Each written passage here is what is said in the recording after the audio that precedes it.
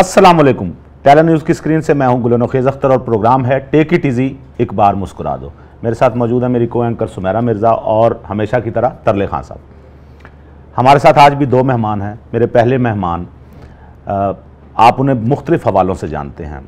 मारूफ trainer हैं, Alhamra arts council के chairman हैं, इंतहाई मिलनसार शख्सियत हैं, लोगों के दरमियान सुलह करवाते हैं, मोहब्बतें बांटते हैं। मेरी फरमाइश पर आज वो मेरे प्रोग्राम में तशरीफ़ लाए हैं, मैं उनका बहुत शुक्रगुजार हूँ।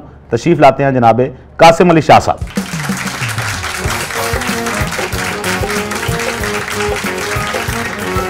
और ख़वातीन हज़रात, मेरे दूसरे मेहमान, इंतहाई मारूफ शायर, रोते हुओं को हंसा देते हैं, मुस्कुराने पे मजबूर करते हैं। तो चूँकि हमारे प्रोग्राम का भी मोटो है एक बार मुस्कुरा दो, इसलिए हमने उनको प्रोग्राम में मदऊ किया। उनकी भी मेहरबानी कि वो मेरी फरमाइश पर यहाँ तशरीफ़ लेकर आए हैं। मुल्तान से ताल्लुक़, बहुत बड़ा नाम, जनाब खालिद मसूद खान।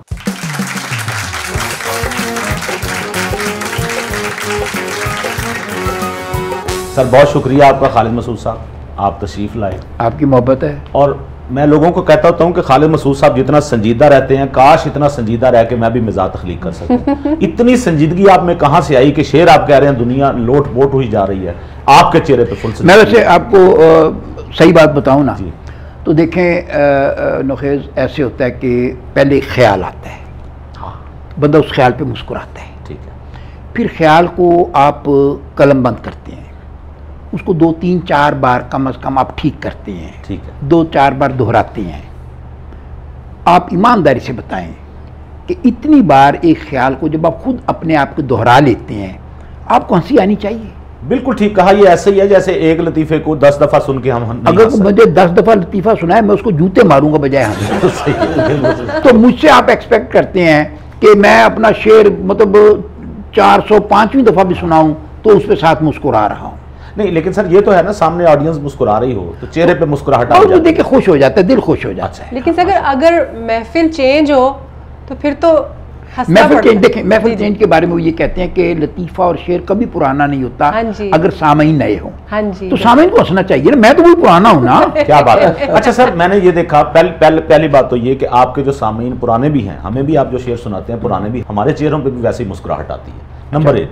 नंबर 2, इसका मतलब ये हुआ कि दुख को भी अगर बार बार किसी को हम सुनाएंगे तो वो दुख भी अपनी अहमियत खो देगा। बिल्कुल, ये भी बात ठीक हुई। बिल्कुल, क्या बात। तो मैं आज का फिर दुख नहीं सुनाता। नहीं साढ़े भी नमाज सुना दी। शाह साहब आए हुए हैं, बात करो यार। आपका डेली का नया दुख होता है। हाँ जी, हमारे साथ मौजूद हैं कासिम अली शाह साहब। कासिम अली शाह साहब से जी मुझे बहुत ज़्यादा मोहब्बत है, मैं इनसे प्यार करता हूँ, इसलिए कि मैंने शाह जी को हमेशा मोहब्बतें बांटते देखा, प्यार बांटते देखा, इज्जतें लोगों को बांटते देखा। मैंने भी यही चीज देख के तो मेरा भी प्यार हो गया, क्योंकि बांटते बहुत कुछ हैं। मैं क्या कुछ वो राशन भी बांटते, हाँ, इसीलिए आपका प्यार भी हुआ। तो शाह साहब से इसलिए भी मेरा बहुत ज़्यादा प्यार है। शाह जी बहुत शुक्रिया, आप प्रोग्राम में तशरीफ लाए। शाह जी सबसे पहले तो वो सवाल जो लोगों के जहनों में था, आपने बड़ी दफ़ा उसका जवाब दिया, एक दफ़ा आपकी मेहरबानी हमें भी जवाब दे दें। आप क्यों चेयरमैन पीटीआई के पास गए इंटरव्यू करने के लिए? आप वहाँ अनकंफर्टेबल क्यों नज़र आए? आपने वहाँ उनसे टिकट क्यों मांगा? ताकि हमें जो सुनने वाले हैं उन सबको इसका जवाब मिल सके। मुखेज़ साहब, गुजारिश ये है कि वहाँ जाने से पहले मैं कई दिनों से ये पोस्टें लगा रहा था सोशल मीडिया पे कि मैं फाउंडेशन की एक्टिविटीज़ से शिफ्ट करके, जंप करके एक नेशनल कैंपेन की शक्ल में काम करना चाह रहा हूँ। और उसमें मेरे 2 एजेंडाज़ हैं। एक एजेंडा है कि मैं पॉलिटिक्स की एक अवेयरनेस दे सकूं कि लीडरशिप क्या होती है, कौमों का विजन क्या होता है, हमें इकट्ठा होने की ज़रूरत है। और दूसरा साथ ही साथ मैंने पोस्ट किया कि मैं सब पॉलिटिशियंस के पास जाऊंगा। ऐसा नहीं था सिर्फ खान साहब के पास जाना था। इसकी इब्तिदा, इस सीरीज़ की इब्तिदा खान साहब से हुई और उसके बाद मैंने बाकी लोगों तक जाना था। लेकिन क्योंकि अगले ही दिन जब मैं गया हूँ मियाँ शहबाज शरीफ साहब तक और इंटरव्यू भी रिकॉर्ड नहीं किया और वो तस्वीर लगाई, तो उसकी फिर मुख्तलिफ तरह से एंगलिंग करनी शुरू कर दी। जहाँ तक रह गया टिकट वाला मामला, तो मैंने खान साहब से टिकट मांगा है इस तमहीद के साथ कि मैं टीचर हूँ। क्या एक आम बंदा, क्या टीचर, कुछ स्ट्रगल करने वाला, को मेहनत करने वाला, उसका भी राइट है।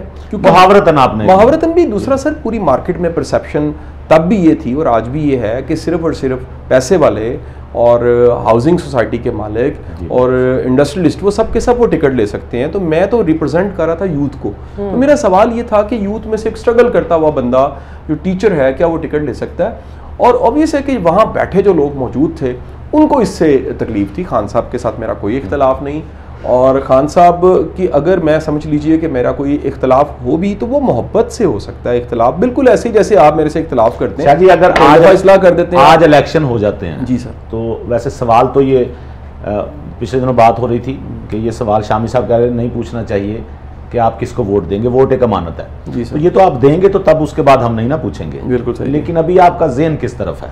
अगर आप वोट देंगे, देखिए मैं आपको बताऊं, ये एक बड़ा मुश्किल वक्त है। इस मुश्किल वक्त की सबसे बड़ी निशानी ये है कि जो भी परसेप्शन है उसका रियलिटी से बहुत बड़ा फासला है। बहुत अच्छी बात की आपने, और बिल्कुल इसमें टाइम लगेगा। मेरा ये ख्याल है और शायद ये परसेप्शन क्रिएट करने में किसका बुनियादी रोल है? सर ये एक फैक्टर नहीं है। हम एक टर्म इस्तेमाल करते हैं कंपाउंड इफेक्ट, और इस पे किताबें भी हैं। कंपाउंड इफेक्ट का मतलब होता है कि बाज़ औक़ात एक चीज़ एक अरसे से इकट्ठे होते होते एक शक्ल इख्तियार करती है। वो डिज़ास्टर हो सकता है, वो कोई क्रिएशन हो सकती है, वो कह लीजिए कि कोई चैलेंज हो सकता है। तो मेरा ख्याल है कि 70-74 साल की कमेटी आखिरकार निकल आई है। उस कंपाउंड के एलिमेंट्स में सोशल मीडिया, यूट्यूब और ये चीज़ें शामिल हैं। मल्टीपल फैक्टर्स हैं। मैं सब बड़ों को कहूँगा उसके जिम्मेदार है। और मैं आपको ये भी बता दूं, जिस तरह एक घर में मियाँ बीवी की लड़ाई होती रहती हैं, वहाँ के बच्चे ख़राब हो जाते हैं। सही बात। उन बच्चों में नशे का रुझान भी बढ़ जाता है, उनके नफ्सियाती आर्जे भी होते हैं, उनके मूड स्विंग्स भी होते हैं, उनके टेम्परामेंट का इशू भी होता है, उनमें अखलाकी कदरें नहीं होती। बदकिस्मती ये है कि हमारे बड़े पिछले 74 साल से लड़ रहे हैं, और इन बड़ों के लड़ने की वजह से ये जो 22 करोड़ आवाम है ये ख़राब हो गई। शाह जी, बड़ों की आपने बात की सुमेरा जी, ये आपने बिल्कुल सही कहा। खान साहब क्या है यार, मेहमान बैठे हुए मैं बात कर ये इन्हीं देर दे उन्होंने गल्लां कीती जाने, मैं चुके बैठा उन्होंने सामने मैनू इंज मुखातिब कर कि साड़ी मौत मेरी शख्सियत ने खान साहब तो जरा तारुफ नहीं कराया कि आप खान साहब हैं, तरले खान और ना लेके जगह निकल गए तू हैं।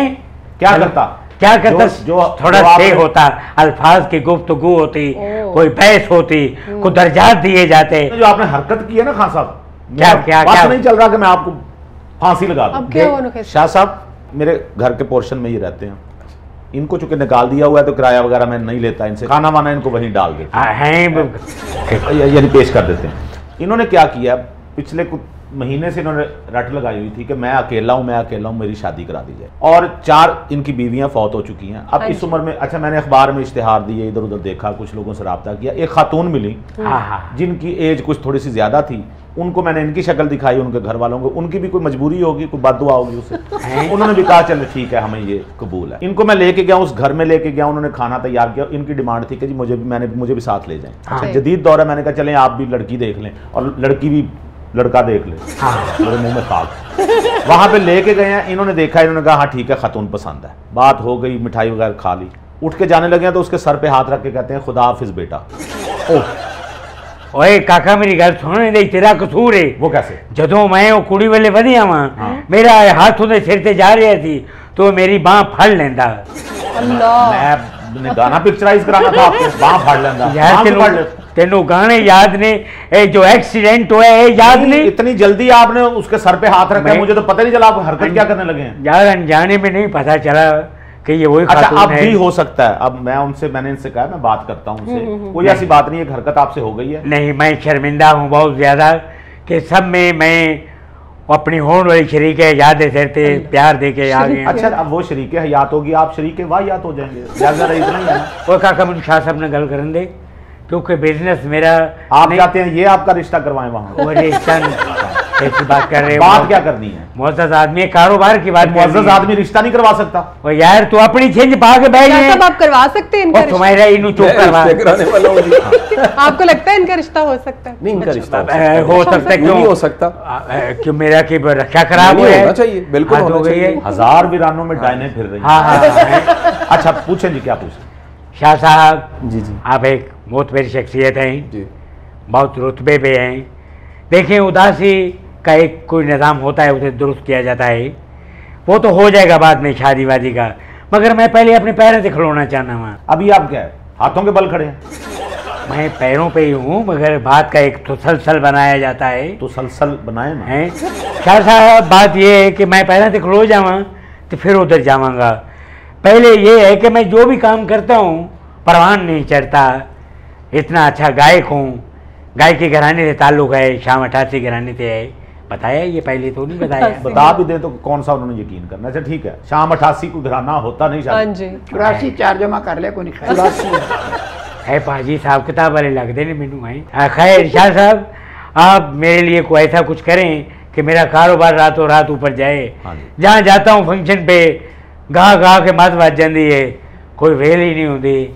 हद हो गई है, कमाल है। जवाब भी लें अब शाह साहब से। जी शाह साहब। देखिए जी, वेल कैसे होती है इसका तो मुझे नहीं पता, हाँ। ये मेरा शोबा नहीं है, लेकिन मेरा ख्याल है कि दुनिया का कोई भी शख्स जो एक अरसे से कोशिश कर रहा है और कामयाब नहीं हो रहा, उसको ज़रूर देखना चाहिए कि वो गलती क्या कर रहा है। हाँ हाँ। दरअसल अपनी गलती का पता लगना, ये मैं समझता हूँ अल्लाह की ब्लेसिंग है कि बंदे को पता लगे कि मैंने मिस्टेक क्या किया है, गलती क्या की है, उससे बंदा लर्न करे, इम्प्रूव करे और आगे बढ़ जाए। मैं तुहानू दसा आपस ही गल है, मेरे हर काम में चाहे लातड़ आंदा है तो काम खराब हो जाता है। चलो अच्छा वो कैसे जरा समझा दें, किस काम में लाता है? एक लड़का फल फ्रूट लेके आना है। क्या लेके आता है? फल फ्रूट। फल फ्रूट फल फ्रूट दोनों में फर्क क्या है? तो यार गल नु अगे टोरन दे तू ऐहो ही गल है, मैं जो काम करता हूँ बीच में आ जाता है अच्छा ये। बोले। तो मैंने उसे कहा कि मैं फ्रूट का काम करना चाहता हूँ। उसने कहा खान साहब आप 10,000 मुझे दें और 15,000 लें। मैं क्या अच्छा, कहता मैं सारा फ्रूट बेच देंगा, कोई गंदा मंदा तुहानू कोई उलामा नहीं आएगा, बेहतरीन कारोबार होएगा। इन्हें क्या नहीं करना उन्होंने कारोबार, मेरा इन्हें कारोबार रुकवा ही था। इसलिए आपको शायद वजह भी समझ आ जाएगी ये क्यों ना काम होते हैं। उसने कहा कि गले सड़े फ्रूट पे मैं स्टिकर लगा दूंगा जिस जगह पे वो गला सड़ा होगा। अच्छा।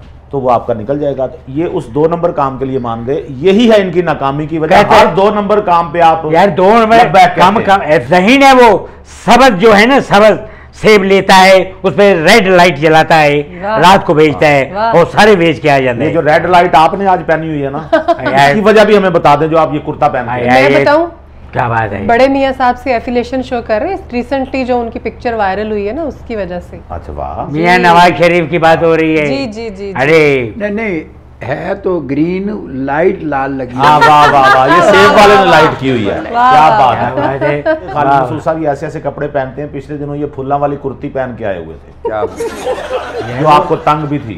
वो मुझे नसीबों ने दी थी, अल्लाह। उसने शाह क्या जी, की थी। शाह जी ये बताएं, उस दिन का हम उस पर बात कर रहे थे, इसको ख़त्म करते हैं इस बात को इस पे कि थोड़ा सा हमें बता दीजिए कि खान साहब से आप मिलने गए तो वक़ुआ क्या हुआ था, असल वक़ुआ।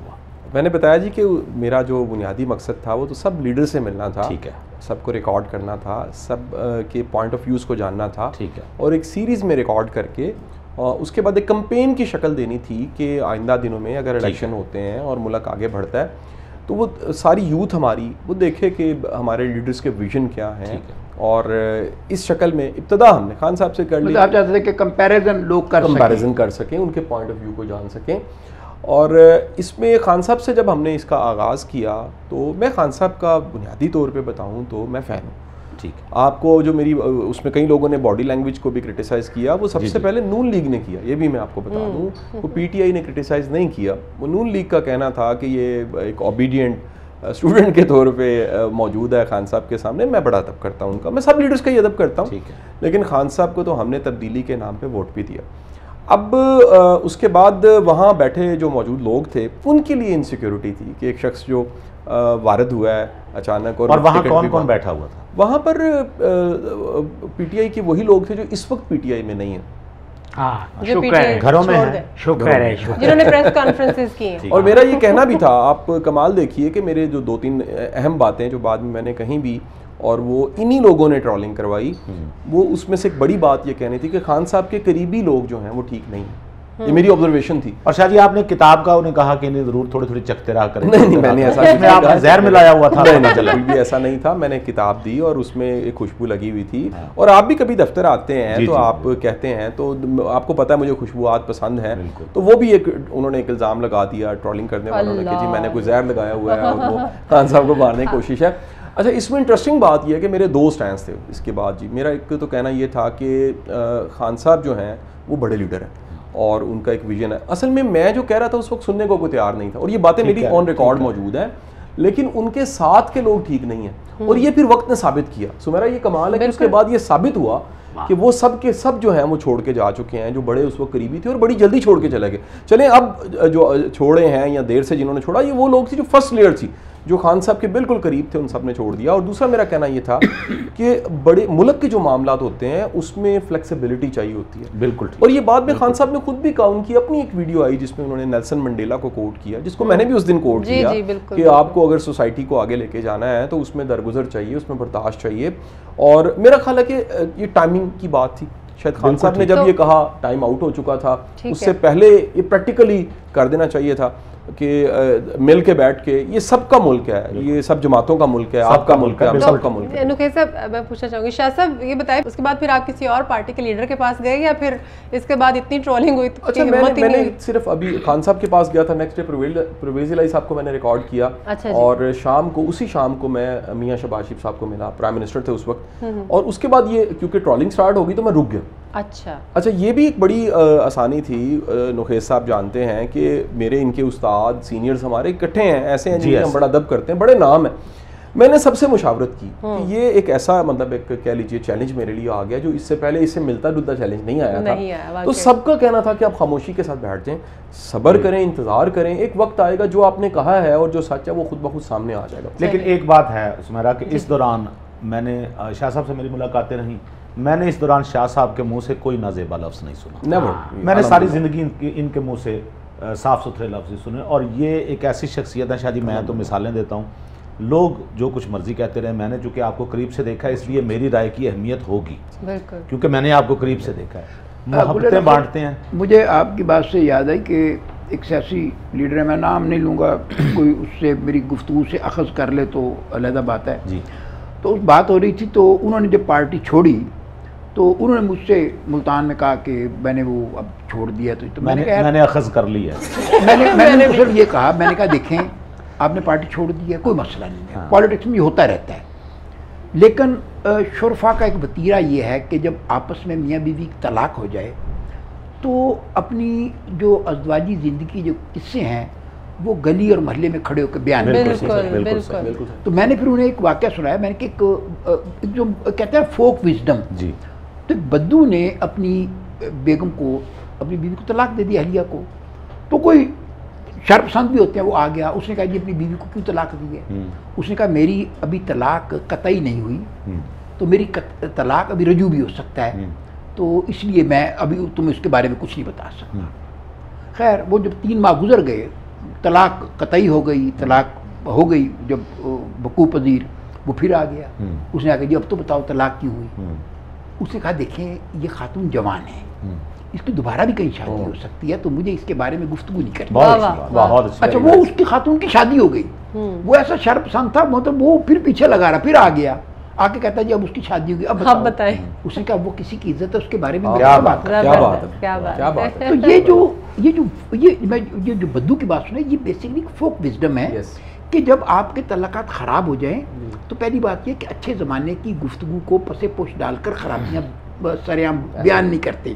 वो लोग आपको कहेंगे कि उस वक्त आप उल्लू के पट्टे थे, पागल थे, क्या था, बिल्कुल पता नहीं था।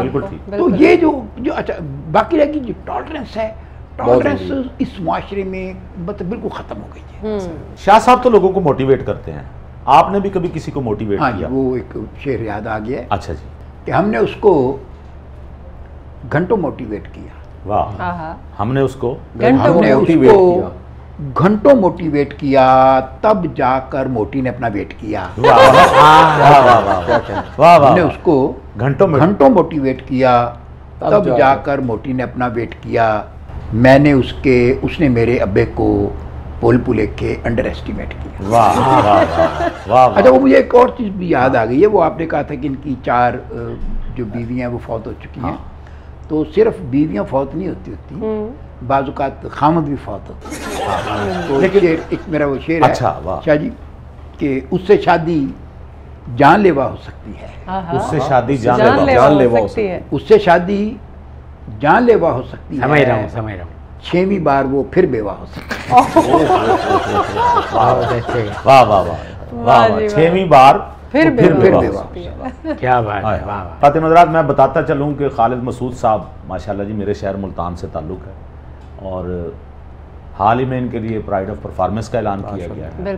आप माशाल्लाह सर इतने बड़े कॉलमिस्ट भी हैं, तो हवाला कौन सा बेहतर लगता है, शायर या कॉलमिस्ट?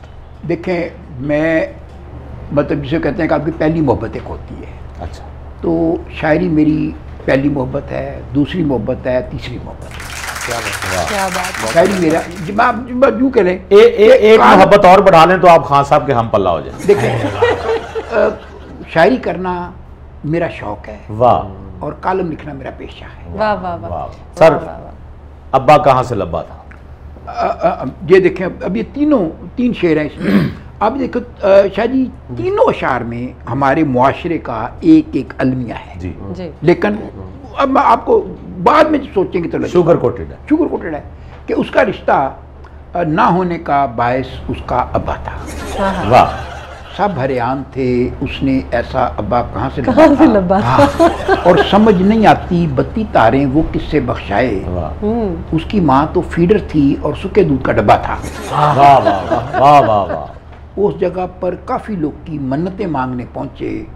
पिछले बरे जहाँ पर हमने मोया कुकड़ दबा था। अरे वाह वाह वाह वाह वाह वाह, क्या क्या कहना, वाह वाह क्या वाह कहना, वाह क्या वाह कहना, वाह। सर। शाह जी, एक और गलत फहमी का ज़ाला कीजिए।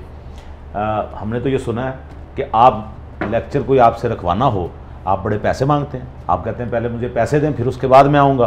पैसे लिए बगैर आप जाते नहीं। आप कोई, मेरा ख्याल है कोई अरबों रुपए कमा रहे हैं। क्यों? वो अरबों कहाँ है? तो कैसा पूछ रहे क्यों कमा रहे हैं? नहीं, मेरा अरबों सवाल- कहाँ है वो मुझे भी मेरा पता सवाल लगा यह है कि ये जो गुले नोहेसा, गुजारिश ये है कि ऐसा प्रैक्टिकली कहीं भी नहीं हुआ होता। ये वो वाक़या है जो लोगों ने खुद ही क्रिएट कर दिया हुआ है। मेरे रोज़ बेशुमार लेक्चर्स होते हैं, मैं 1 रुपया चार्ज नहीं कर रहा होता, क्योंकि मेरा काम है और ये मेरा शौक़ भी है। पैशन प्रोफेशन एक हो तो कमाने की गर्ज ख़त्म हो जाती है। आपको काम थकाते हैं लेकिन शौक़ नहीं थकाता, क्या बात, मोहब्बत नहीं थकाती। वाह, वाह। तो आप तो उससे काम करके उल्टा एनर्जी लेते हैं। हाँ, अब क्योंकि मेरा ये प्रोफेशन भी है किसी हद तक, इससे मेरा ब्रेड एंड बटर चलता है, तो मैं ज़िंदगी में माजी में अगर याद करूं तो बेशुमार इदारों के पास मैं एडवाइज़री, कंसल्टेंसी, ट्रेनिंग, कोचिंग का काम करता रहा हूं और ये सारे बिजनेस ग्रुप थे। बाकी गुल नफीस साहब, मैं ज़िंदगी में बेशुमार गवर्नमेंट इदारों में पढ़ाता रहा हूँ, पुलिस के इदारों को पढ़ाता रहा हूँ। मैंने कभी चार्ज नहीं किया, मैं पैसे नहीं लेता। उसकी वजह यह है, मेरे लिए एजाज़ है कि मुझे गेस्ट स्पीकर बुलाता है, मुझे मौका मिलता है बातचीत करने का, मैं एजाजी तौर पे जाके पढ़ा रहा हूँ। शाह जी ने ये नहीं कहा कि मैं चार्ज नहीं करता। उन्होंने कहा कि जो रफाई इदारे हैं उनसे चार्ज नहीं। हाँ, हाँ, जो अदमी इदारे हैं, जो बिजनेस इदारे हैं, जो कॉर्पोरेट गवर्नमेंट के बेशुमार सही, सही। इदारे हैं, अब मैं वो कॉर्पोरेट के इदारों के सर नाम नहीं ले सकता, यहाँ पर बिजनेस है, जी, जी, लेकिन जी, प्योर बिजनेस है। अच्छा, वो भी जब हायर करते हैं तो वो कोई पिस्टल पॉइंट पे कोई उनसे पैसे नहीं ले सकता। बिल्कुल कि सही। जी हम गन रख के कहें कि जी पैसे वो आपका दें। बिजनेस है, आप बिल्कुल। मेहनत है, आप देखें, मेहनत मैं का आपको मामला है। इसकी मतलब जैसे शाह जी, मैं इस बात को आगे बढ़ाता हूँ। अब मुझे एक जगह से टेलीफोन आया, एक प्राइवेट मेडिकल कॉलेज से, कि जी मुशायरा है, तो इजाज़ दिया। मैंने कहा मैं इतना है। उसने कहा जी आपने जो फलां जो गवर्नमेंट यूनिवर्सिटी है हमारे शहर में, आपने उससे तो इतने पैसे इजाज़िया लिया था। मैंने कहा जी उनकी फ़ीस और अपनी फ़ीस को ज़रा खुद क्या मुकाबला कर लें। कमर्शियल इदारा। उनकी साल की फ़ीस 18,000 रुपया है और आपकी साल की फ़ीस 12 लाख रुपया है। वाह, बिल्कुल ये सही कहा आपने, क्योंकि खालिद मसूद साहब के बारे में भी यही मशहूर है, पैसे नहीं छोड़ते। यानी मुशायरा पढ़ने जाने। लेकिन मसल मैं मुल्तान में मैंने एक तय किया हुआ है, हाँ। मुल्तान में मुशायरे में पैसे नहीं लेता। वाह, मुल्तान में जब मुशायरा हो जहाँ हो मैं जाता हूँ, बताओ, और कभी पैसे नहीं लिए, और पैसे दें तो मैं इनकार कर देता हूँ। मैं सिर्फ ये कहता हूँ कि इस शहर ने मुझे बहुत कुछ दिया क्या वाह, बात, वाह। वाह वाह वाह, और मैं इस शहर का कर्ज नहीं उतार वाह, सकता। वाह। कोशिश कर रहा हूँ कि क्या मैं बात इस शहर के लिए कुछ क्या बात है, बहुत क्या अलग बात है। है, क्या बात है, खूबसूरत बात की। शायद ये आप माशाल्लाह कॉर्पोरेट ट्रेनर हैं। लोगों का एक इल्ज़ाम ये भी है कि आप लोगों को तो कहते हैं कारोबार करें, खुद आपने अलहमरा की मुलाजमत कर ली। वाह। अच्छा, अब देखें गुले नोखेस साहब, आपका खुद क्योंकि लिखने पढ़ने से वास्ता है, ये बड़ा अच्छा किया, ऐसा सवाल आपने कर दिया। अलहमरा जो है लाहौर आर्ट काउंसिल, उसका चेयरमैन जॉब है ही नहीं। जॉब का मतलब होता है कि किसी ने सुबह 9 से शाम 5 तक बैठना है, महीने की उसकी तनख्वाह है। मैं एक बोर्ड है जिसका चेयरमैन हूँ, ये एक एजाज़ी ओहदा है और इसकी कोई तनख्वाह नहीं है। जी, आज आपको ये भी पता चल गया होगा देखने वालों को कि अलहमरा आर्ट्स काउंसिल का चेयरमैन ये कोई नौकरी नहीं है, ये एक एजाजी जॉब है। और शाह साहब जो काम कर रहे हैं ये एजाजी तौर पर। बहुत सी गलत फहमियाँ बल्कि हुई हैं। ये सवाल भी मैंने इसीलिए किया था। बल्कि बाज़-औक़ात ये होता है गुले नफ़ीस के जो चेयरमैन होता है वो एजाजी होता है ना, तो उस इदारे के लिए भी बाज़-औक़ात वो चेयरमैन एजाज होता है। कासमी साहब भी जी माशाल्लाह, वाह, बेशक, बिल्कुल बेशक। बिल्कुल। अच्छा शाह जी, आप माशाल्लाह मोटिवेशनल स्पीकर, एक बहरहाल एक हवाला तो आपका है। जी। इस लफ्ज़ पे लोगों को बहुत एतराज़ है। इतने यानी पहले ये होता था ईंट उखेड़ते थे तो एक मोटिवेशनल स्पीकर निकल आता था, अब ईंट ना भी उखेड़ें तो वो खुद ही खुरच खुरच के निकल आ रहे हैं। नहीं हाँ वो कहते हैं जी वे ईंट पट्टो हाँ। निकल आता है ना, हाँ। तो अभी एक एक हर ईंट के ऊपर पहले से 2 बैठे हो। अब आप ये बताएं, ये जो मोटिवेशनल स्पीकर हैं ये कहाँ से निकल आए खुम्बियों की तरह? क्या इनके बाहर निकलने में बुनियादी किरदार आपका है?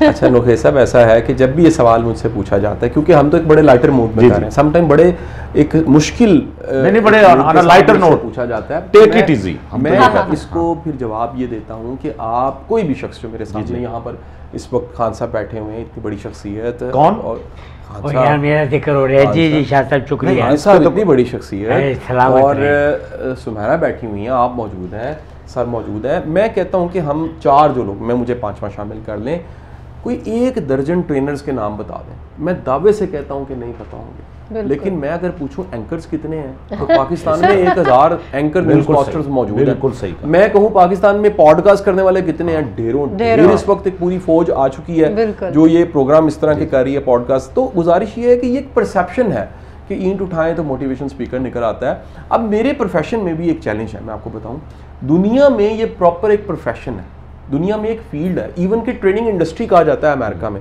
हमारे यहाँ आप अगर किसी अच्छी किताबों की दुकान पे चले जाइए तो सेल्फ हेल्प पर्सनल डेवलपमेंट की किताबों का सेक्शन ऊपर लिखा होता है, सेल्फ हेल्प पर्सनल डेवलपमेंट। दुनिया में आप देखिए कि अमेरिका जैसे मुल्क में भी न्यू थॉट्स की बात की जाती है और सेक्शन किताबों का जो है सेल्फ हेल्प पर्सनल डेवलपमेंट का वहाँ लिखा होता है न्यू थॉट्स। मैं आपको एक और मजे की बात बताऊं, दुनिया के जो टॉप ट्रेनर्स मोटिवेशनल स्पीकर्स हैं वो तरक्की याफ्ता माशरों में मौजूद है, अमेरिका में मौजूद है, कनाडा में है, ऑस्ट्रेलिया में है, यूरोप में है, यूके में है। यहाँ प्रॉब्लम ये है कि यहाँ कोई कोचिंग काउंसलिंग के लिए अपने कान में दर्द के लिए डॉक्टर के पास चला जाता है, लेकिन उसे किस प्रोफेशन में जाना चाहिए, उसको एक काउंसलिंग प्री मैरिज के लिए चाहिए, उसको ज़िंदगी में फैसला करना है कि जॉब ये करनी है कि नहीं करनी, वो बिज़नेस के लिए बना हुआ है कि नहीं, वो राइट ट्रैक पे है कि नहीं, इसके लिए वो पैसे खर्चने को तैयार नहीं है। सर इसके लिए मेरा एक सवाल है खालिद मसूद साहब, मतलब बुनियादी एक सवाल है जो मेरे जहन में पैदा होता है।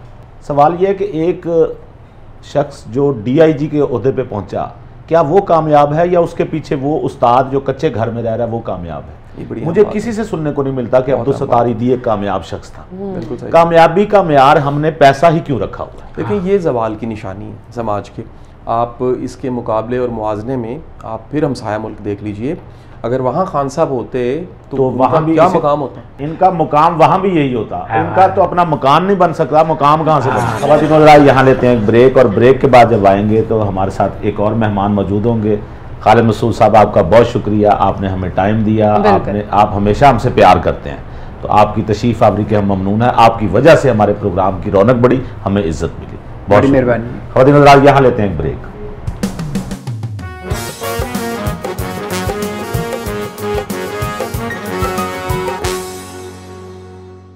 Welcome back. ख़वातीन हज़रात, ब्रेक के बाद हमें एक और मुअज़्ज़ज़ मेहमान ने ज्वाइन किया है। आप उस्ताद हैं, पढ़ाती हैं, लिखती हैं, मिज़ा लिखती हैं, ख़वातीन मिज़ा निगारों में एक नुमाया नाम है आपका, और आप कासिम अली शाह फाउंडेशन में लिटरेचर एंड उर्दू सेक्शन की हेड हैं। हमारे साथ मौजूद हैं माशाल्लाह डॉक्टर आयशा अज़ीम साहब। डॉक्टर साहब बहुत शुक्रिया, प्रोग्राम में तशरीफ़ लाने का बहुत शुक्रिया। आप लाहौर कॉलेज यूनिवर्सिटी में पढ़ाती भी हैं, कासिम अली शाह फाउंडेशन का जो अदबी शोबा है उसकी आप हेड भी हैं, आप मिज़ा भी लिखती हैं, आप तहकीक भी करती हैं, आपने कासमी साहब के ऊपर किताब भी पूरी लिखी, उनका ड्रामा भी एक पूरा आपने टेक्स्ट में लेके आई। इतने सारे काम कैसे कर लेती हैं? हो जाता है। वाह, इतना लंबा जवाब देने का शुक्रिया। हमारे सारे मसाइल इसीलिए हल हो गए। हाँ, क्योंकि प्लान करके कुछ नहीं किया जाता। जब एक पैशन, अभी शाह साहब को मैं सुन रही थी तो इन्होंने कहा पैशन और प्रोफेशन एक हो तो फिर आप एंजॉय करते हैं। तो दरअसल मेरे साथ भी यही हुआ कि पैशन और प्रोफेशन एक था, फिर उसमें हर चीज़ मैनेज हो जाती है। आपने माशाल्लाह बहुत सारा काम किया। ये बताएं, शाह साहब को आपने ज्वाइन किया जी, आपकी नज़र में शाह साहब कैसी शख्सियत है? शाह साहब के बारे में जो एक अमूमी परसेप्शन था, शाह साहब उससे बहुत मुख्तलिफ इंसान हैं। ठीक है, और वो परसेप्शन क्या था? पहले वो आपने जितने सवाल इनसे पूछे वो सारे के सारे परसेप्शन में हैं।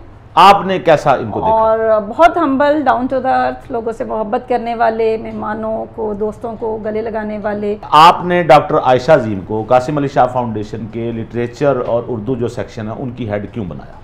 अच्छा देखिए नुखैज साहब, उसकी एक वजह नहीं है, बहुत सी वजूहात हैं। मैं सबसे पहली जो बुनियादी वजह मैं बता देता हूँ कि डॉक्टर आयशा, आप, मैं, हम सब जो कई हमारे दोस्त हैं, हमारा पूरा एक हल्का है, आप जानते हैं, हम सब कासमी साहब को अपना उस्ताद मानते हैं। और ताउल्ला कासमी साहब बहुत बड़े इंसान हैं, सच्ची बात है, उनसे हमने बहुत कुछ सीखा है। और उनमें जो मैंने हयादारी देखी और सबको साथ लेके चलना, और बिलखसूस हम जूनियर्स को याद रखना, हमें किसी अच्छे हवाले से याद रखना, हमारे बारे में अच्छा कहना, हमें मोटिवेट करना, फिर हमारी खूबियों को ढूंढ के बताना। एक दफ़ा ऐसे हुआ कि इसी को मैं इंडोर्स कर रहा हूँ बात को, कि डॉक्टर आयशा को उन्होंने एक जुमला कहा मेरे बारे में। अच्छा, तो डॉक्टर आयशा ने वो जुमला टाइप करके मुझे भेजा कि आज कासमी साहब ने जुमला कहा। वो जुमला इनसे पूछ लीजिएगा आप, क्या जुमला है जी, पहले पूछ लेते हैं। कासमी साहब ने कहा था कि कासिम अली शाह जो है वो इस दुनिया का शख्स नहीं है, ये किसी और दुनिया का शख्स है। उनकी मोहब्बत का अंदाज, उनकी दुनिया के लोगों में ये आ गया। दूसरा जो कमाल मैंने देखा जी डॉक्टर आयशा का, असल में आ जाता हूँ मौजू की तरफ, एक तो हमारा उस्ताद सांझा हो गया, ये इंतहाई मेहनती है। मैंने इनको देखा है कि इनमें कमिटमेंट और मेहनत गैर मामूली हद तक है। और सबसे बढ़ के ये इदारे को ऑन करना, साथ लेके चलना सबको, और रिस्पॉन्स करना, क्योंकि वहाँ कई चीज़ों को ये देख रही हैं। हमारी कोई पोस्ट लगती है, उसकी प्रूफ रीडिंग भी ये कर देती हैं, किताबों पे भी इनकी नज़र रहती है, किताबों की तकरीब रुनमाई भी अरेंज करती हैं, बड़ी शख्सियात। और बिलखसूस आजकल कासमी साहब की एक यादों का प्रोग्राम चल रहा है प्रॉपर, यूट्यूब पे हम उसको अपलोड करते जा रहे हैं, तो उसको भी ये कंडक्ट कर रही हैं, तो ये भी एक खूबी है। फिर एक खूबसूरत बात जो मैंने देखी कि ये हमारी उस फैमिली का हिस्सा है। फाउंडेशन एक पूरी फैमिली, आप भी आते रहते हैं फाउंडेशन एक बाकायदा उसकी एक फिजा है, एक माहौल है। और आप यकीन करें शाह जी, फाउंडेशन में जाते हैं ना, अब तो हमें ऐसा लगने लग गया है कि यार ये कोई अपनी चीज़ है, शाह साहब का कोई किरदार नहीं, वहाँ के लोग, आपका स्टाफ, सारे माशाल्लाह मोहब्बत करने वाले और फैमिली इसी तरह। अच्छा डॉक्टर साहब ये बताइए, आप मिज़ा लिखती हैं, मिज़ा जो ख़वातीन मिज़ा की तरफ आती हैं बहुत कम थी, अब थोड़ी सी तादाद ज़्यादा हो गई है, तो आप उन फाउंडर मेंबर्स में से हैं जो मिज़ाक की तरफ आई हैं। जी जी। आपने फिर मिज़ाक की मुख्तलिफ जो तकारीब थी वो भी आपने अटेंड की, बल्कि उसमें आपने पढ़ा भी, अपने मज़ामीन पढ़े, हमारे साथ भी कई दफ़ा आपने फंक्शंस अटेंड किए, वहाँ पे आपने तहरीरें पढ़ी। मिज़ाक मुंतखब करने की वजह क्या थी? मैं सबसे पहले तो मैं कासमी साहब की शुक्रगुजार हूँ कि उनके, हमारा कोई भी बात है वो जिसको कहते हैं ना खुरा मिलना, वो जाके वहीं से मिलता है, वो बात हमारे घंटा घर कासमी साहब कि हमें उनकी सोबत में बैठे विटी, इतने वो विटी हैं और इतने वो बरजस्ता जुमले बोलते हैं कि हमें नहीं पता चला, मुझे नहीं पता चला कि मेरे अंदर ये सलाहियत है या नहीं है। बस फिर लिखना शुरू किया, और गुले नुखैज़ अख्तर साहब खुद एक बड़ा नाम है जिन्होंने एक्नॉलेज किया, और ये मेरे लिए खैर ये भी उस्ताद की हैसियत रखते हैं कि इन्होंने मुझे ये हौसला दिया कि अब लिखें। और फिर मैंने लिखा और फिर सिलसिला चल निकला। बहुत अच्छा किया। अच्छा ये हिस्से मिजाज जो है, ये शाह जी ये हिस्से मिजाज शरारतीपन अंदर होता है तो इंसान मिजाज की तरफ आता है। बिल्कुल सही बात। तो इनके अंदर मैंने देखा इनकी तहरीरों में जो इनकी छपती थी तहरीरें, दरअसल हुआ ये था कि वो बीएड के मैगजीन में मैंने एक आर्टिकल कभी लिखा था, और वो बहुत अरसे बाद फिर मैंने फेसबुक पे अपलोड किया। जब मैंने अपलोड किया तो फिर मुझे मैं हमेशा इनसे कहता हूँ, मेरी दुआ है कि अल्लाह ताला आपकी तहरीरें और अल्लाह ताला उनमें निखार पैदा करे, और अल्लाह ताला आपकी शायरी को वहीं दबा दे क्योंकि ताकि ये शायरी ना करें, हर चौथा बंदा शायर निकल रहा है। तो हमें एक अच्छी मिजाज निगार मिल गई है, डॉक्टर साहब हमारी बहन है। तो हमने शायरों के बारे में आपने कभी नहीं कहा कि इट चुको तो शायर निकल आंदा है, हमने कहा। अच्छा जी, कहा नहीं कहा आपने, शाह साहब सही बात की है। हुण गल कर काका इथे दूजिया नु गल्लां करदा रहे हैं, पॉइंट मिल गया। इटा चुको ते ऐ निकल आंदा, इटा चुको ते आप देखे ना, इट नाम ही चुको तो कुछ शायर निकल आंदी, वो शायर हुंदा है। मैं आपको बताऊं, हद हो गई है। ईंट उठाएं तो मोटिवेशनल स्पीकर निकल आता है, ईंटें उठाएं तो शायर निकल आता है, और थोड़ा सा पानी छिड़क दें तो गुलकार निकल आते हैं। अच्छा ये मुख्तलिफ लोगों के हवाले से बातें, ये मैंने आपके सामने वो सवाल इसलिए रखे शाह साहब कि ये लोग इन सवालों के जवाबात लेना चाहते हैं। ऐसा है। डॉक्टर साहब आप बताएं, आपने कासमी साहब के हवाले से माशाल्लाह काम किया, बहुत ज़्यादा किताब पूरी है, अब तक कितनी किताबें आ चुकी हैं? इस वक्त 3 किताबें मेरी आ चुकी हैं। कासमी साहब का एक ड्रामा है हाजा एंड सन, वो इस वक्त संगे मील पब्लिकेशंस के ख्वाजा पास हसन जी है, बड़ा वो मशहूर ड्रामा। पब्लिशर उसके है, और 2 पे काम हो रहा है मेरे। नहीं, जो आ चुकी हैं उनमें एक आपका मेरा ख्याल है शब्द एक भी शामिल था। एक शब्द एक था जिसको मैंने मुरतब किया था, और ये बहुत मुश्किल था कि यूट्यूब से देख देख के बार बार पॉज करना और वो सारा, क्योंकि उसका स्क्रिप्ट मुझे कहीं से नहीं मिला था, उसको ड्रामाई शक्ल में लिखा इन्होंने, उसका स्क्रिप्ट लिखा, उसको ट्रांसक्राइब किया सारे को। उसके बाद फिर दाऊद रहबर मेरा अपना एक प्रोजेक्ट था, उस पर वो किताबी शक्ल में आया। और फिर मशाहिर के खतूत बनाम अताउल हक कासमी, मशाहिर के खतूत बनाम अताउल हक कासमी बहुत शानदार किताब है। अताउल हक कासमी साहब को जिन लोगों ने खत लिखे वो किताबी शक्ल में, और वो खत उन्होंने ढूंढे कासमी साहब, मैं उस मेहनत से जी बखूबी आगाऊ जो आपने बहुत मेगा प्रोजेक्ट इस सेंस में भी था कि जितने बड़े राइटर्स थे उनकी राइटिंग बड़ी मुख्तलिफ थी, और उसको पढ़ना मुझे नहीं समझ आती कासमी साहब कैसे पढ़ते थे। आपको याद होगा कई चीजें आपने मुझे भी भेजी कि ये कुछ सराइकी की लिखी हुई चीज है, ये क्या होता है, इसका मतलब क्या होता है, बहुत सारा तो मुझे बेशक नहीं पता था, लेकिन मैंने आपको बता दिया। मैंने कहा मैं तो किसी ने पूछा तो शायद मैंने कोट कर दिया। डॉक्टर साहब ये बताएं, अपनी आपकी कोई मिजाह की किताब अभी तक क्यों नहीं आई? लैपटॉप में पढ़ी है। लैपटॉप में दरअसल मैं लाहौर के 2 इदारों में इस वक्त सर्विसेज प्रोवाइड कर रही हूँ। गुलबाग कॉलेज में भी पढ़ाती हूँ, लाहौर कॉलेज में भी, इसके साथ कासिम अली शाह फाउंडेशन को भी देख रही हूँ। तो फिर वो अपनी किताब के लिए मेरे पास टाइम उस तरह से निकल नहीं पा रहा, लेकिन काफ़ी चीज़ें अरेंज करके वो बस लैपटॉप में पता है कि पढ़ी हुई। तो डॉक्टर साहब आपकी ये जो उर्दू से मोहब्बत है, ये कोई किसी से इंस्पिरेशन है आपकी, या शुरू से ये बस कॉलेज में जब मैं FSC कर रही थी तो मेरी अपनी उर्दू की उस्ताद से मैं इतनी ज़्यादा मुतासिर थी, उनकी साड़ी पहनना और उनका जो एक उर्दू का पूरा वो एक मिजाज होता था, लखनऊ का मिजाज, लखनवी वो मिजाज उनका था, बस उसी से मैं मुतासिर हुई। फिर BA में उर्दू, MA PhD उर्दू, तो उर्दू बेसिकली शुरू वहाँ से हुई। फिर मैं खुशकिस्मत थी, फिर उस्ताद अच्छे मिले, फिर लहजा निकलता गया। और शाह जी ये बताएं, कभी जिंदगी में खुद भी मायूसी हुई? देखिए जी, इंसान ऐसा हो ही नहीं सकता, दुनिया का कोई भी शख्स हो, कोई भी इंसान हो, इतना मजबूत हो कि कभी मोटिवेट अगर वो है और वो डिमोटिवेट ना हो। उम्मीद नाउमीदी ये ज़िंदगी का हिस्सा है।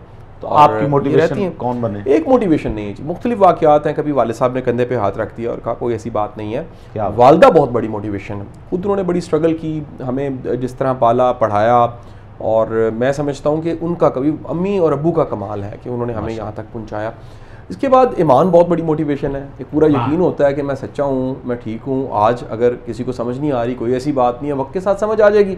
फिर दोस्त अहबाब बड़ी मोटिवेशन है, मेरी बहुत बड़ी कमाई। क्या गुरु नखवी साहब मेरे मोहब्बत करने वाले हैं, और जैसा आपने ये बताया कि मैं ये हल्फन कहने को तैयार हूँ कि मेरी किसी से कोई नफरत नहीं है, मैं हल्फन कहने को तैयार हूँ। इवन के वो लोग जिन्होंने कभी हर्ट किया, मैं दिल से कहूँ तो मेरे पास उनके लिए नफरत नहीं। क्या बात है। और मैं फिर कहूंगा कि मैं इस बात का गवाह हूँ। शाह साहब, अच्छा शाह साहब आपको जो नजर आ रहे हैं, जी जी, बज़ाहिर लग रहा है ये बड़ी, चूंकि माशाल्लाह संजीदा बातें कर रहे हैं, कि ये अंदर से बहुत शरारती भी हंसने हंसाने वाले। मैं जानती हूँ, मैंने भी काम किया हुआ इनके तो माशाल्लाह हंसने हंसाने वाले बंदे। ये कोई बोर तरीन शख्सियत नहीं है। मेरे लिए केड़ा बोर होया है, बता मेरे से ट्यूबल लगा है, नहीं आप तो कहते हैं कि मेरे से बात नहीं करते, अब आपसे बात करें तो आप उलट मेरा तेनू नहीं पता विचो विचो गल्लां लांदा है। सुमेरा मेरी भी तो सुन ले बात, मैं कह रहा हूँ कि वो बोर शख्सियत नहीं है, ये आपको बता रहा हूँ, तो आपकी तरफ ही देखना मैंने। मतलब तू बोर इंज कह जिवें इत्थे ट्यूबल लगन लगा है। नहीं शाह साहब, अभी आपने अपनी जिंदगी के वाकयात की बात की, लेकिन एक और चीज़ मैंने देखी, आप जब भी लेक्चर दे रहे होते हैं उसमें आपके पास बेतहाशा वाकयात हैं लोगों के।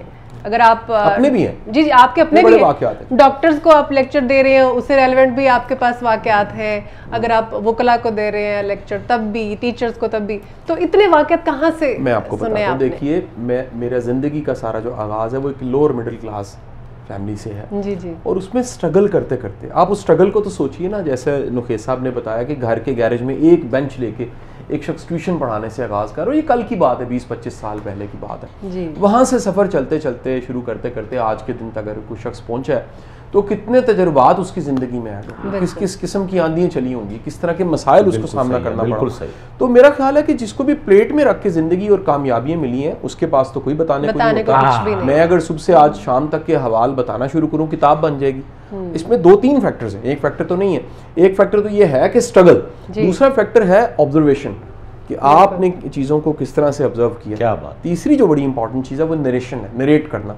अगर आपको नरेट करना आता है, अगर आपको बयान करना आता है, अगर आपको समझाना आता है, अगर आपको कहानी की शक्ल कोई बनानी आती है, तो फिर आपके पास बताने को बेशुमार दास्तान गोई आनी चाहिए। आप ये भी देखिए, इसमें कासमी साहब का बड़ा अच्छा जुमला है, वैसे मैंने इस पे फिर बाकायदा इस जुमले के बाद एक रिसर्च की, वो मैं शामिल करूंगा। कासमी साहब ये कहते हैं कि दुनिया में 2 तरह के लोग हैं, एक वो लोग हैं जो बोर हैं, दूसरे वो हैं जो दिलचस्प हैं। वाह, ये दो तरह के लोग हैं। हाँ। अच्छा, जो दिलचस्प हैं यानी इंटरेस्टिंग पर्सनैलिटी, उसमें जो होता है वो कोई मॉडल नहीं होता, हाँ, कुछ 6 फुट के कद का, कोई डेंट बैठकों के साथ नहीं होता, लेकिन उसमें कोई कशिश होती है। अब वो जो मैंने कशिश को ढूंढा लोकेश साहब, तो मुझे पता लगा 3 फैक्टर्स। कशिश मिली?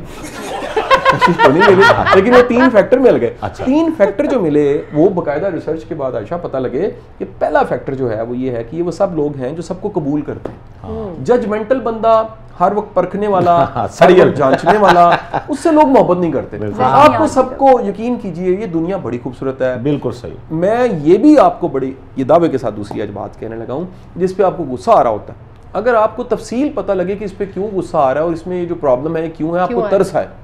बिल्कुल सही कहा आपने। बाज लोग हम देखते हैं अग्रेसिव हो जाते हैं, लेकिन उसकी वजूहात में जाएं तो उनका तरस आने लगता है पता लगेगा कि यार ये तरस के काबिल है। बाज लोग बड़े सड़ियल होते हैं। हाँ, होते होंगे, सड़ियल हैं। मैं तो खुश मिजाज हूँ। मैंने आपकी अरे बात क्या बात फिर आप क्यों बोल रहे हैं? सुमेरा से बात कर रहा हूँ, मैं हमसे कह रहा हूँ कि बाज लोग सड़ियल होते हैं। तुम्हारा गल करदा करदा मेरे लिए मुंह कर दे। अब दूसरा जो फैक्टर मुझे नुकेश साहब मिला वो ये मिला कि ये सब के सब लोगों में मजा पाया जाता है। वाह, इनकी हिस्से मजा आम लोगों से थोड़ी सी ज्यादा होती है। किसी ने इशफाक साहब से पूछा कि इशफाक साहब लोग गिबत क्यों करते हैं? उन्होंने कहा बताने को कुछ नहीं होता। वाह, अगर कुछ बताने को हो, सुनाने को कहानी हो, को हवाला किताब का हो, को वाकया हो, कुछ पढ़ा हो, कुछ देखा हो, कुछ जाना हो, कुछ सीखा हो, तो वो बताएगा, नहीं तो वो शख्सियात की बदियां करेगा। शाह साहब, इस पे मुझे कमाल की एक बात याद है। हमारे एक दोस्त हैं, मैं नाम नहीं लेता उनका, लेकिन उनके ड्रामे वगैरह चलते हैं, तो वो कहते हैं मैं शुरू में मेरे जब हालात ख़राब थे तो मेरे बाकी भाई काफ़ी बेहतर थे, तो वो हर रोज़ क्या हो ना किसी भाई ने कहना कि आओ जी रिश्तेदार आने, या हम घर वाले इकट्ठे होते थे तो वो कहते आओ फलां जगह मैंने प्लॉट लिया है, आओ देखने के लिए चलें। तो वो हम ले जाते थे, वो प्लॉट दिखाते थे। फिर किसी दूसरी जगह उन्होंने प्लॉट लिया तो उन्होंने कहना आओ मैं वहाँ, जो भी आता था उसको वो अपना प्लॉट दिखाने जाते थे। इनके जब ड्रामे चलने शुरू हुए, इन्होंने फौरी तौर पर सबको, जिस दिन चलना था इन्होंने सबको इतला दी मेरा ड्रामा चलना है, मेरा ड्रामा चलना है। ड्रामा चल रहा हो ना, तो जिसका ड्रामा लिखा हुआ है उसकी ख्वाहिश होती है कि दरमियान में कोई बोले ना सुने इसको सुने। तो ये बार बार सबको कहते थे वो चैनल लगाओ। तो भाई ने एतराज़ किया, उन्होंने कहा यार ये क्यों घसीट के लाते हो, हमें दिखाते हो तुम ड्रामे अपने, तो जिसने देखना होगा वो देख लेगा। उसने जुमला बड़ा कमाल का, उसने कहा भाईजान मेरे पास दिखाने को प्लॉट नहीं है। हाय हाय हाय, क्या कहने, जो मेरे पास है मैंने वही दिखाना है ना। मेरे पास प्लॉट हो, मैं आपको लेके जाऊं, दिखाऊं कि ये आप प्लॉट देखें। मेरे पास दिखाने को मेरा ड्रामा, मेरी प्रोडक्ट ये है। क्या बात। तो शाह साहब आप माशाल्लाह बहुत अच्छा काम कर रहे हैं। तमाम तर आप जो परसेप्शंस थी वो हमने आज डिस्कस की, आपने उनका बहुत अच्छा जवाब दिया। लेकिन हमारे पास चूँकि सुमेरा मौजूद हैं, तो सुमेरा चूँकि आप पहले भी आप लोग काम कर चुके हैं चैनल में, आपको पता होगा सुमेरा की आवाज़ भी बहुत अच्छी है। अच्छा, ये मैं बड़ा इस पे हैरान हुआ कि जब सुमेरा को मैंने सुना, ये पिछले आपके प्रोग्राम से भी सुना, सोशल मीडिया पे मैं बड़ा हैरान हुआ, क्योंकि जब ये मेरे साथ काम करती थी किसी चैनल पे, हम इकट्ठे थे, तब ये गाती नहीं थी। ये हमारा असर हो गया है। अच्छा, क्या बात है। गाती थी, उसी चैनल से ही वायरल हुई थी मेरी एक वीडियो। अच्छा, न्यूज़ मैं वो देख ही नहीं सका। असर हुआ खान साहब, डेंगू का मौसम चल रहा है ना जी, तो ऐसा तो हुआ है। ओ यार कोई चंगी गल कर हाथ होगी काका। डॉक्टर साहब आपको म्यूजिक का शौक है? सुनने का नहीं। अच्छा, गजलें सुनती हैं या गीत सुनती हैं? उदासी वाले पे डिपेंड करता है। अच्छा। नॉर्मल इंसान हैं तो हर तरह के मूड्स हमारे होते हैं, तो फिर जिस तरह का मूड हो उस तरह का गाना। शाह साहब आप किस तरह का म्यूजिक सुनते हैं? मैं गुल नखेज साहब आरफाना कलाम सुनता हूँ, मुझे क्लासिकल पसंद है, पुराने सारे गाने पसंद है। और नसीबो लाल? नसीबो मुझे वो पसंद है जो उसने क्लास का वो देखिए ना, नसीबो का पीड़ा में सीने लावा। हाँ, क्या उसने बात तो है। कमाल कर दिया ना, जो उसके बाद तो पीछे काटा मार दिया। तो ख़वातीन और हज़रात, ये था आज का प्रोग्राम। डॉक्टर आयशा अज़ीम, आपका बहुत शुक्रिया, आप प्रोग्राम में तशरीफ़ लाई, आपने हमसे गुफ्तगू बुलाया, और हमारी ख्वाहिश है कि आपकी मिजाज की किताब आए, हम उसे यहाँ पे डिस्कस करें, हम आपसे मज़ीद बातें करें। और कासिम अली शाह साहब, आपका तो ज़ाहिर बात है मैं ममनून हूँ, आपने इतना वक्त दिया, आप चैनल में तशरीफ़ लाए मोहब्बत के साथ। हमेशा आप टाइम भी देते हैं, मोहब्बत भी देते हैं, और इनकी एक बहुत बड़ी खूबी है हमारा, इनके दफ्तर से, जैसे वो कहते हैं ना कि इन लोगों के दर से कोई खाली नहीं जाता, इनके दफ्तर से कोई खाली नहीं जाता। यार मैनू दस दे केड़ी वैगन जांदी है, कल जावांगा पहले टाइम। इनके दफ्तर से पहले टाइम शाह साहब वहाँ नहीं होते। वो कौन? अब उसी टाइम भेजेंगे, बिल्कुल ठीक है। आप पहले टाइम चले जाए खान साहब सुबह। यार मेरे को टाइम तेरे नाल भी ध्यान होता है ना। नहीं, मेरे को आप 9 बजे वहाँ पे चले जाए। हाँ, बल्कि आप ऐसा, रात को टाइम होता है आपके पास? रात को होता है 10:30 बजे चले जाएं, 10:30 बजे क्योंकि उस वक्त वो बंद होता बंद हो जाते हैं। है, वहीं देर रात में बैठे रहे। बहुत अच्छे। कासिम अली शाह साहब आपका बहुत शुक्रिया, आपने हमारे प्रोग्राम को रौनक बख्शी। सुमेरा आपका बहुत शुक्रिया। Yes, sir. तरले खान साहब कह दे आपका भी बहुत शुक्रिया। चलो शुक्रिया। और जाते जाते हम सुमेरा से खूबसूरत गीत सुनेंगे। गीत की फरमाइश डॉक्टर आयशा अजीम पे छोड़ते हैं, आप जो कहेंगी सुमेरा वो गीत सुना देंगे। अच्छा ये बात है तो फिर आप मेरी पसंदीदा गुलकारा है नाहिद अख्तर, उनका एक गाना है था यकीन कि आएंगी ये रातां कभी। वाह वाह वाह वाह, था यकीन कि आएंगी ये रातां कभी। आपकी फरमाइश पे डॉक्टर आयशा अजीम सुमेरा से सुनेंगे था यकीन कि आएंगी ये रातां कभी। और खातिन हज़रात, इसी गाने के साथ मुझे गुल नौखेज़ अख्तर को दीजिए इजाज़त। खुदा।